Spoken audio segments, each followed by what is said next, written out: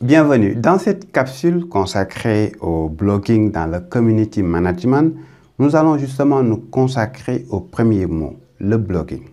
Le blogging, comme vous le savez, signifie produire du contenu personnel ou professionnel sur une plateforme Internet qui existe depuis des décennies maintenant, a beaucoup évolué ces dernières années. Avant, pour publier un contenu de blog, il fallait d'abord disposer d'une plateforme de blog, créer son blog. Je vous donne l'exemple de plateformes comme Blogger, comme WordPress, comme Typepad, comme Overblog, etc. Mais aujourd'hui, avec les plateformes social médias, comme LinkedIn, qui a sa plateforme de publication de contenu, comme Facebook, comme Twitter, ou même YouTube, ou même Medium, je dirais, qui est une plateforme lancée récemment, qui permettent de créer du contenu très facilement sans recourir à la création d'une plateforme proprement dite.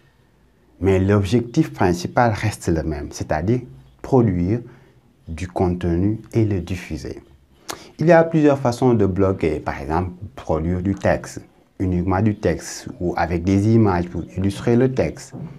Il y a aussi ce qu'on appelle le vlogging, vidéo blogging, c'est-à-dire produire du contenu vidéo et le diffuser sur Internet. Par exemple, sur YouTube, ceux qui font du blogging sur YouTube, on les appelle des vidéo blogueurs ou des vlogueurs, tout simplement.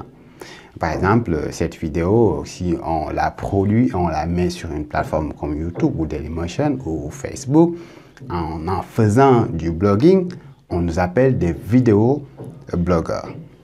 Mais le community management dans tout ça, c'est-à-dire quand vous êtes community manager et que vous utilisez la vidéo dans votre activité. C'est justement pour cela qu'on parle de blogging dans le community management. Donc le blogging dans le community management signifie tout simplement faire du blogging pour une activité de community management. Donc vous gérez une marque sur Internet, une institution sur Internet et que vous produisez du contenu de blog pour cette marque. Mais il y a plusieurs façons de le faire. Il y a ce qu'on appelle le brand content qui est très utilisé dans le community management, dans le blogging du community management. Le brand content signifie tout simplement pour une institution, une entreprise ou une marque d'avoir ce qu'on appelle sa propre façon de faire un média. Au lieu de recourir aux médias traditionnels, donc la marque, l'institution produit elle-même ses contenus sur sa propre plateforme. C'est comme si la marque était un média proprement dit. Ou bien appliquer ce qu'on appelle le modèle POEM. P comme Paid Media, O comme Unit Media, E comme Unit Media.